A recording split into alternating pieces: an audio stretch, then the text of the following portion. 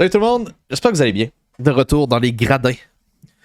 Vidéo que j'aurais dû faire. J'aurais dû faire un petit peu avant, mais bon, c'était... je travaillais.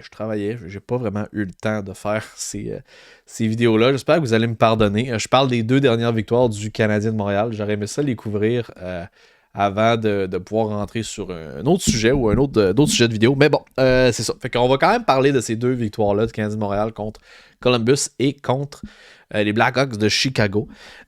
Premièrement, c'est ça, c'est 2 victoires du Canadien de Montréal. Je vais vous montrer un petit peu c'est où ça nous mène, tout ça en fait. Présentement, ça nous mène à une fiche de 11-9-2, donc 2 victoires au-dessus de 500.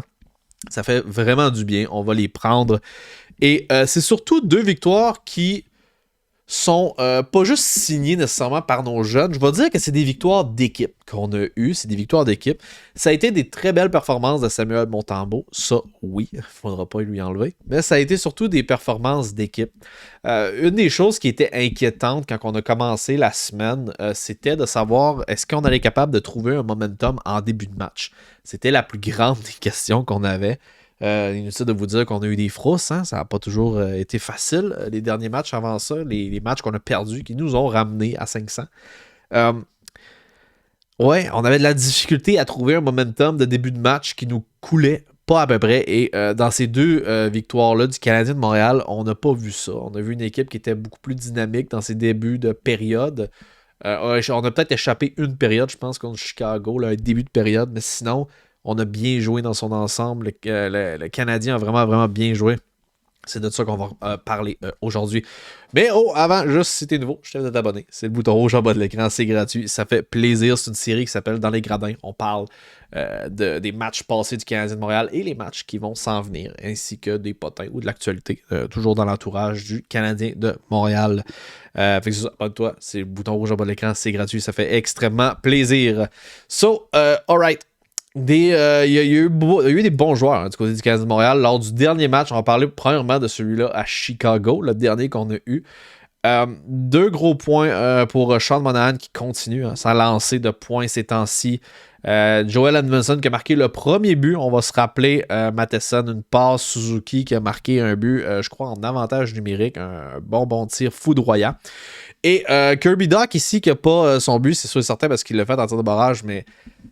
Martin Saint-Louis a le sens du spectacle. Hein? Il a le sens du spectacle. D'envoyer dans l'ordre comme ça Caulfield, Suzuki et Dach, surtout que tous les tirs ont rentré sauf un arrêt de Montembeault sur Patrick Kane. Fait que tout le monde avait marqué dans ce tir de barrage-là. D'envoyer Caulfield qui fait un super beau but passant entre les jambières. Après ça, Suzuki qui commence à faire son propre classique. Hein. On va arrêter de dire le classique à la Datsuk. De toute façon, ça ressemble pas vraiment à un Datsuk. En tout cas, on pourrait en parler longtemps. Mais après ça, Kirby Dach qui arrive devant ses anciens partisans, ses anciens coéquipiers. Et puis, ferme les livres. Quoi demander de mieux? Mais de la célébration après à la Austin Matthews. Parce qu'il demande à la foule, après, il nargue la foule, demande à la foule de réagir. C'était de toute beauté. Je suis tellement content pour Kirby Dach.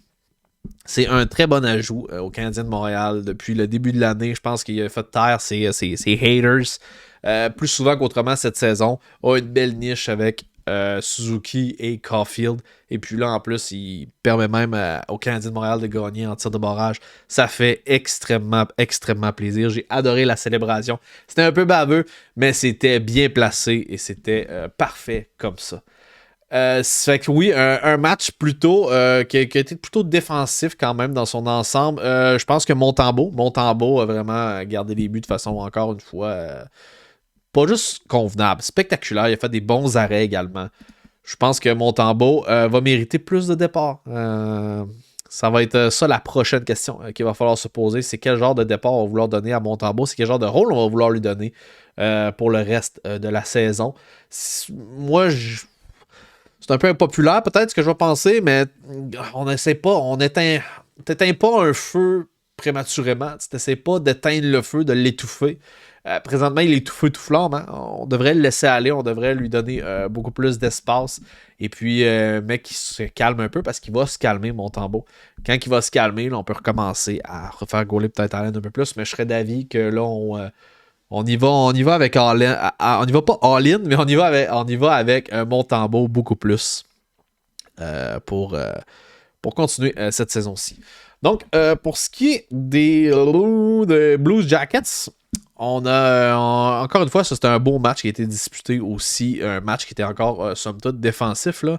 Tous les buts, on les a eus en troisième période pour les deux équipes. Fait que c'est vraiment un gros match défensif. Je pense que Martin Saint-Louis devait être content de voir que son équipe n'a pas accordé des buts rapides.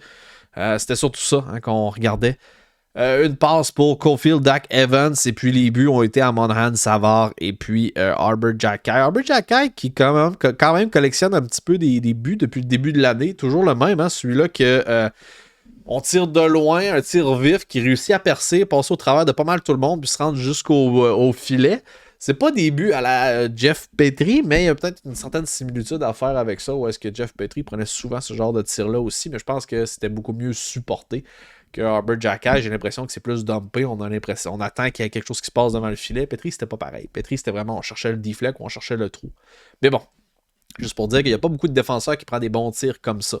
Ou est-ce qu'il y a beaucoup de trafic. Fait que je suis vraiment très content de voir comment que Arbor Xhekaj fonctionne depuis le début de l'année. Je vais peut-être... c'est pas que c'est un match sans histoire, c'est un match que on était bien content de comment ça s'est passé. Mais je veux absolument revenir sur ce match-là aussi avec les Blackhawks parce que notre chum, il est où là-dedans? On le voit-tu? Ou il a pas joué? Ou c'était dans l'autre match? J'essaie vraiment juste de me démêler, guys. Non, c'était vraiment ce match-là. Juraj Slafkovský s'est fait décalisser solide. Et puis là, ça ramène beaucoup de questions à savoir, est-ce que ça va trop vite? Est-ce que ça doit... Parce que oui, il s'est fait pincer 3 fois. Depuis le début de la saison, là, il y a 3 fois où il s'est fait pincer. Le premier, c'était lors de son premier but, ok? Je ne sais pas si vous vous en rappelez, mais il s'est fait faire une solide mise en échec après la baie vitrée. Il est allé marquer son but après, mais il a fait une mini commotion un peu. Il a même manqué quelques matchs, un à la suite de l'autre. Après ça, il y a eu son jeu de moleste qui a fait quelques matchs après. Où est-ce que là, il s'est fait pincer genre avec 3 minutes à faire, puis c'était vraiment mou là, de la façon qu'il y avait dump le puck.